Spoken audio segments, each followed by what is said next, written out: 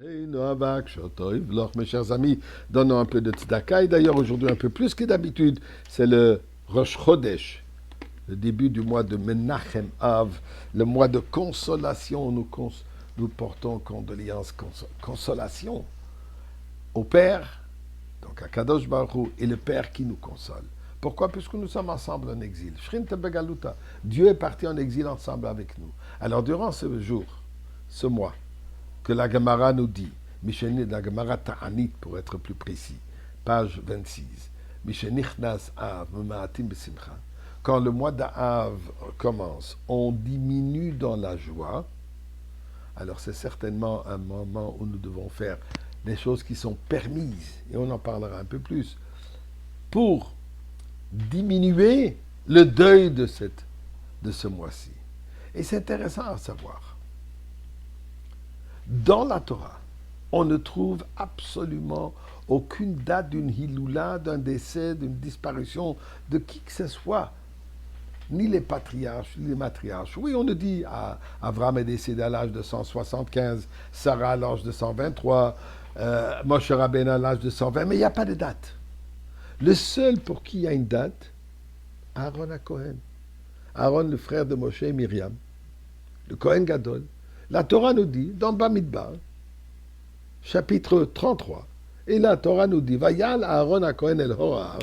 Aaron à Cohen, il est monté sur la montagne qui s'appelle Hor.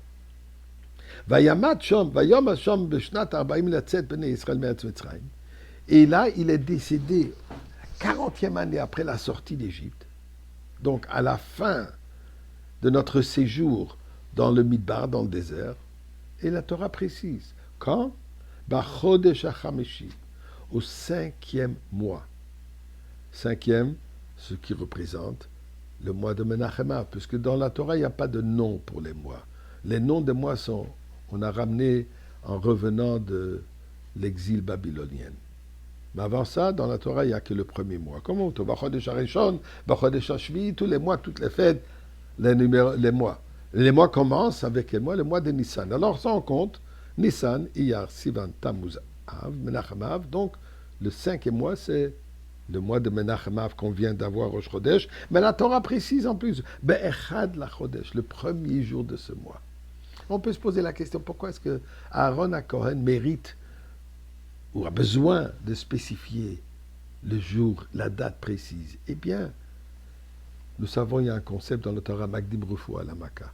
Dieu donne toujours le remède avant de donner la plaie. Eh bien, ceci s'est avéré dans l'année 2487, d'après la création, qui correspond à 1274 avant l'ère commune. Plus ou moins 800 ans avant la destruction du Beth Amikdash, du premier Beth Amikdash, qui était le même jour, qui était aussi durant le mois de Menachem Av et Tisha B'Av. La Torah nous dit, je vous donne le remède pour qu'il n'y ait pas de destruction. Aussi, Chas v'Shalom, puisque la destruction déjà été pour la reconstruction. Aaron HaKohen est la réponse. Aaron HaKohen est l'homme d'amour, l'homme de paix. Oev Shalom v'Rodef Shalom. À nous de copier, à nous de vivre dans cette réalité qu'Aaron HaKohen nous enseigne. Et par cela, on pourrait éviter la destruction et surtout, on peut mériter la reconstruction. Parlant du mois d'Av, comme je disais, la Gemara de dire que Mishenichnas Av Ma'atim Besimcha, qui veut dire, durant le mois d'Av, on diminue dans la Simcha. Et d'ailleurs, la Lacha nous demande, nous exige, on ne mange pas la viande durant ces 9 jours. Dépendamment des coutumes, il y a ceux qui d'autres que d'après le Rambam vont commencer qu'après Shabbat. Chacun doit faire d'après sa coutume qu'il a, Mesorat Avotera. Mais on ne fait pas de fête, on ne voyage pas des voyages de plaisir. On évite toutes sortes de célébrations, sauf si c'est une célébration de mitzvah. Par exemple, s'il y a Brit Milah, circoncision, on a le droit même de manger de la viande, si on participe. Aussi, nous dit le Rabbi Lalacha, nous dit que quand on participe à un siyum, une conclusion d'une étude d'un Mesechet, de toute une Gemara, la Souda qui vient avec est considérée une Souda de mitzvah. Pourquoi? Puisque c'est un moment de joie qu'on a le droit. Mais chez Nichnas Av Ma'atim, il y a un concept chassidique qui dit comment est-ce qu'on peut diminuer le deuil du mois d'Av? Par la simcha. Quelle simcha? Simcha de mitzvah qui est permise. Donc le Rebbe a institué cette coutume, à tous les jours de participer à l'étude d'une conclusion de Mesechet. Oui, on comprend bien que pas tout le monde est capable de le faire tous les jours, mais on peut y participer ainsi d'autres.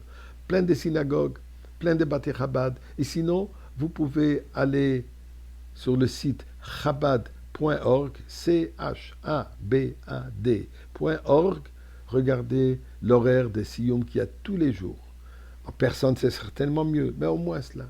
Et que nous prions à Kadosh Baruch, tel qu'on fait un Siyum de Mesechet, qu'on fasse déjà le Siyum, la conclusion, la finition du Galout, et qu'on se retrouve aujourd'hui avec Mashiach et Aaron HaKohen dans le Beth HaMikdash.